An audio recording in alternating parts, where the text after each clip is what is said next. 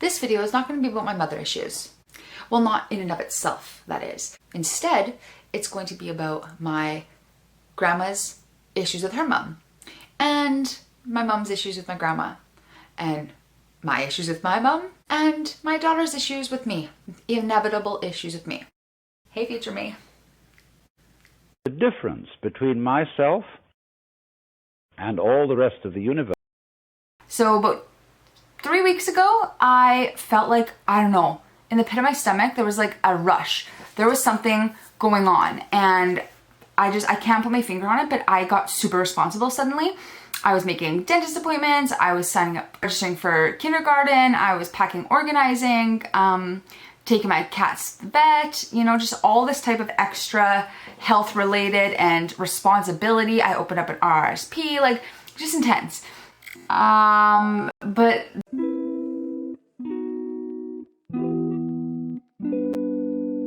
this is a Cancer Moon video because it is me talking about the full moon in Cancer 2020, the new moon in Cancer 2021, and it's a big hot mess. So if you're here just for astrology, you might want to keep on, you know, going by, because this is a video I'm posting kind of for me.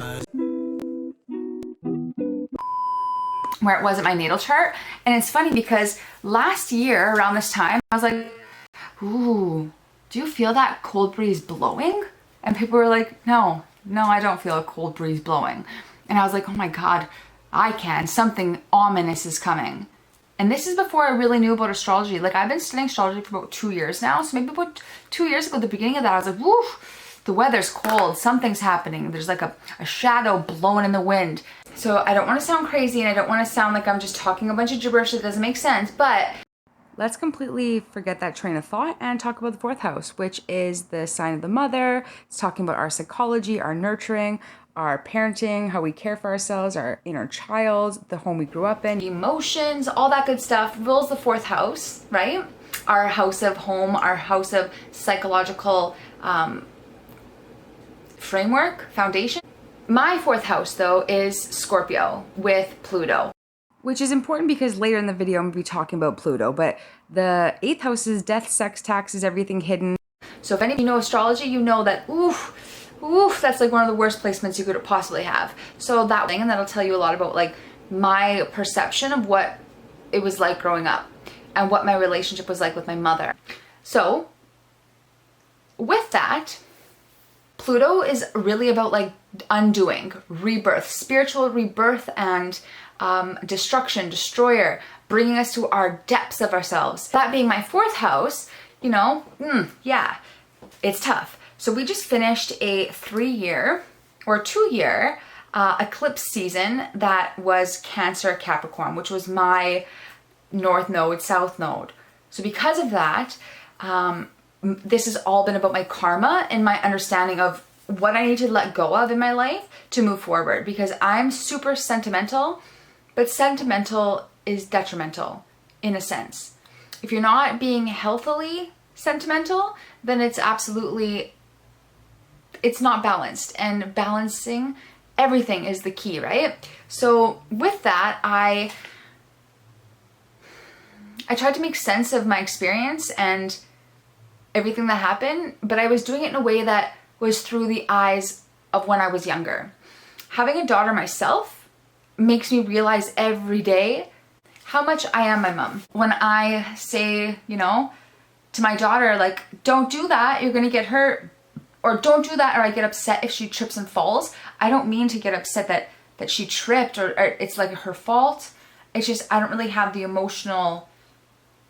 It's very difficult. It's been difficult. So with that, moon in our birth chart, unconscious drives, emotions, habits. Our fourth house is hidden thing. It's the mother again. So these 3 things, I was looking at how they move together in my chart, and my battery's dying. Oh my God.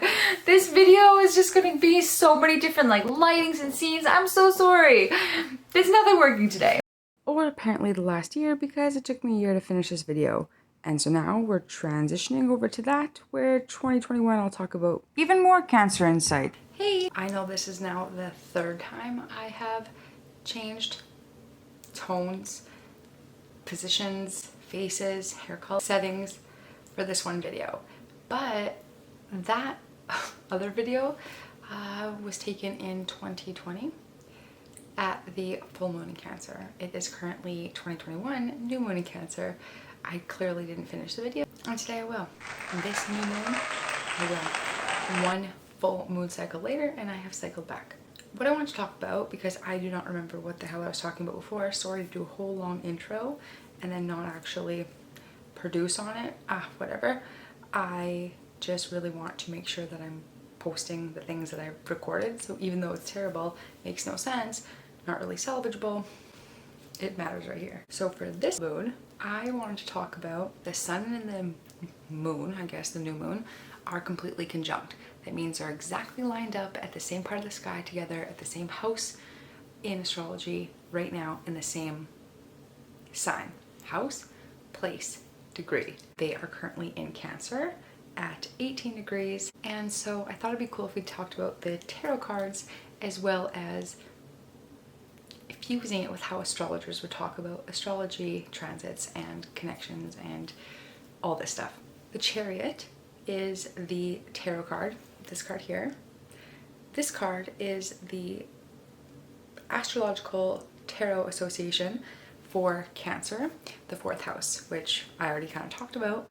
And the Chariot tarot card is all about overcoming our emotions through the use of our mind. It is about kind of like growing up, kind of like being our own mother.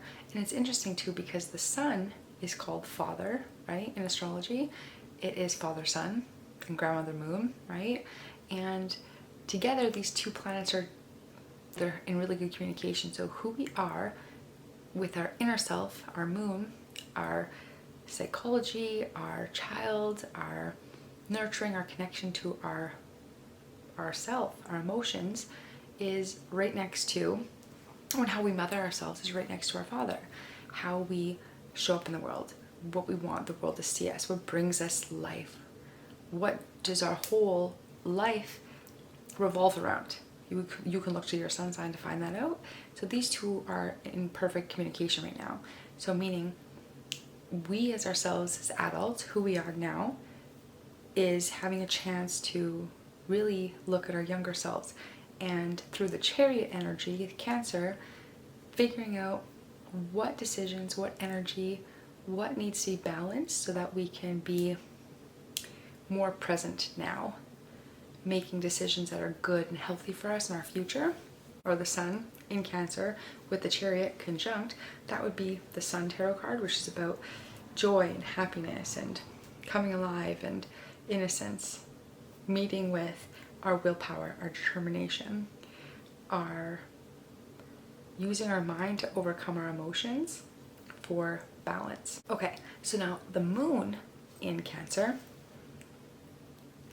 The moon in Cancer is this card, the 4 of Cups.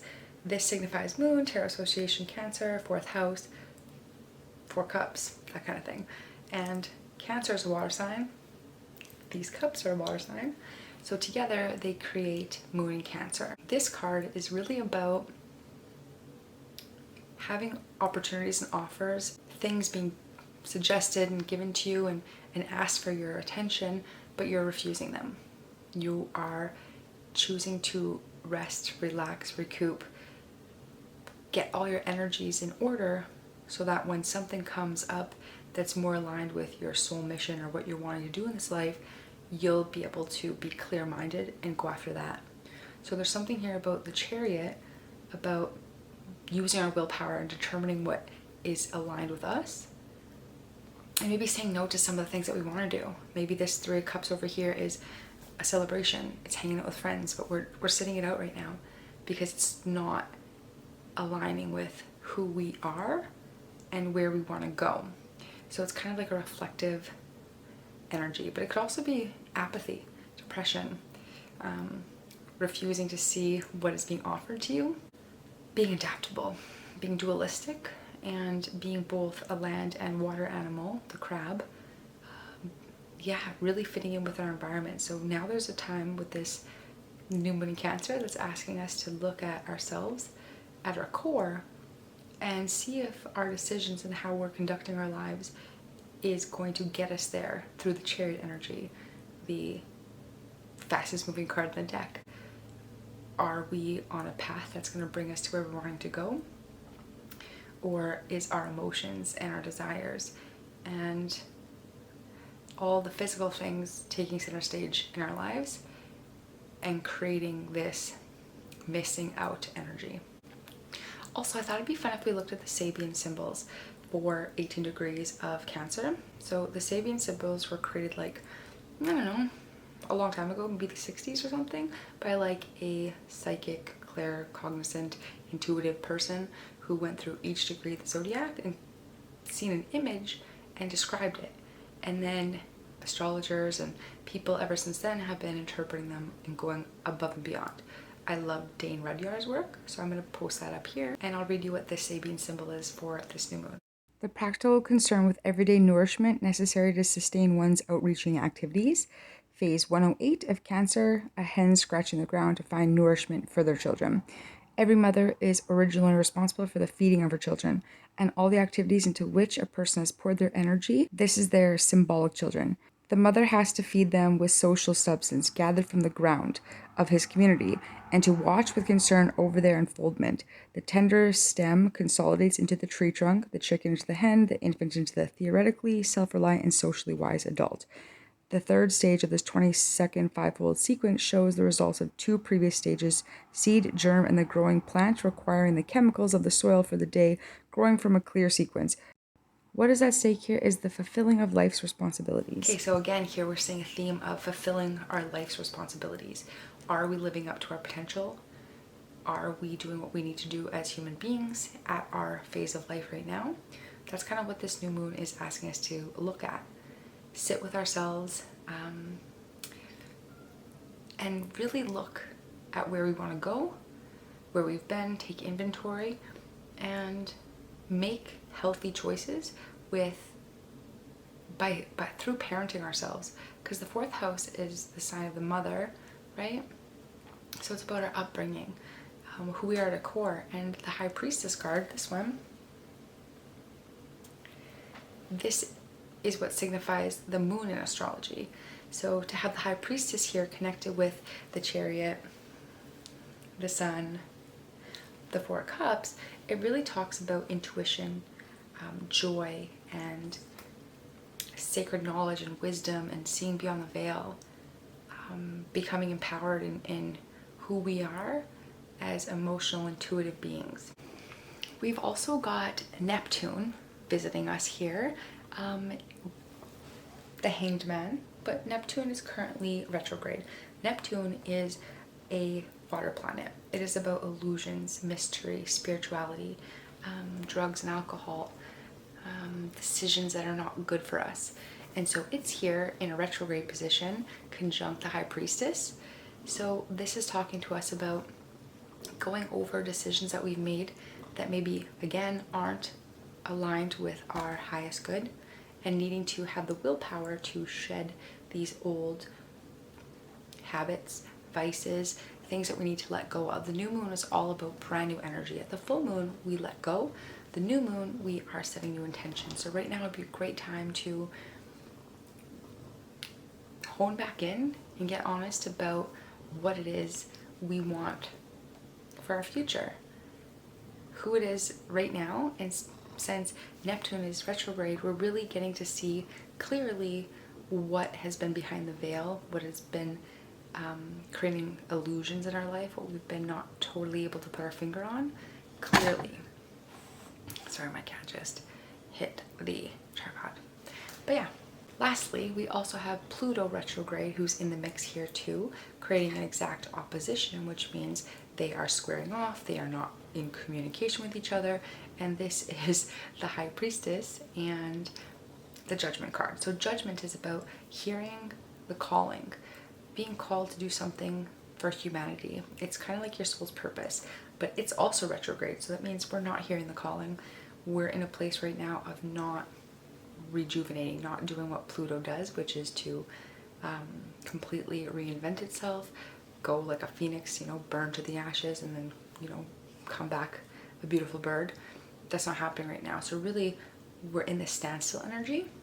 in this new moon about, it's almost like the eye of the storm. Everything is kind of slowing, and we're given this opportunity to 4 cup this shit and figure out, what cup do I want to drink from? What cup is going to nourish me? And how can I use these cups to see clearly now and then stand in my power and make informed decisions for myself for a clear mind going forward, so that I am making good judgment calls and that I can trust my beliefs. So, and that's kind of aligning with, again, your higher calling, your life's responsibility. So I just wanted to share how dope the moon is. I know it took me a year to come out and I did not talk what I wanted to talk about, but imagine if I had last year post that video, finished the video, completed my train of thought, and explained what I found so fascinating then, plus now, perfect. Well, that didn't happen though. So you have this video, this stitched together mosh posh of whatever. I hope you liked it. Okay, and ultimately, since you stuck around to the very end, this is now going to be a sneak peek of the next video coming, where I talk about what's really been going on and what these moons have taught me about being authentic, taking responsibility, you know, healing my younger self. Everything that I tried to convey in this video but did so poorly, I'm gonna explain maybe why. By saying, I don't know, and it just wasn't working, because ultimately it is really hard to keep your timeline straight when you are actively using methamphetamine. Hey, my name is Amber.